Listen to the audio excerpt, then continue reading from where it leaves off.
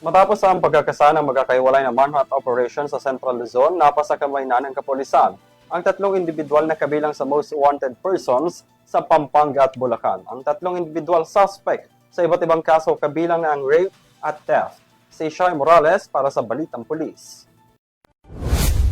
Nasa kote ng kapulisan ang tatlong additional most wanted person na sangkot sa iba't ibang kaso sa Pampanga at Bulacan sa magkakahiwalay na operasyon nitong Miyerkules sa 10 araw ng Desyembre. Unang naaresto sa bisa ng warrant of arrest ang isang wanted person sa barangay Pulong Kakutod, Angeles City, Pampanga, pasado alas 7 ng umaga nitong Miyerkules. Nadakip siya sa mga kasong qualified rape of a minor through sexual assault at acts of lasciviousness kaugnay ng Section 5B ng Republic Act 7610 o ang Special Protection of Children Against Abuse, Exploitation and Discrimination Act. Walang inirekomendang piyansa para sa mga kasong qualified rape habang may itinakdang 200,000 pesos na piyansa naman para sa bawat bilang ng acts of lasciviousness. Sunod namang nadakip ang isa pang wanted person pasado alauna ng hapon sa barangay Gaya-Gaya, San Jose del Monte, Bulacan. Naaresto siya dahil sa 4 na bilang ng qualified theft na may inirekomendang piyansang umaabot sa 24,000 pesos bawat bilang. Samantala, isa pang additional most wanted person ang nadakip sa barangay Makinabang, Baliwag City, Bulacan bandang alas 4 ng hapon sa kaparehong araw. Nakilala ang akusado na isang 65 taong gulang na residente sa nasabing lugar. Nadakip naman siya dahil sa 16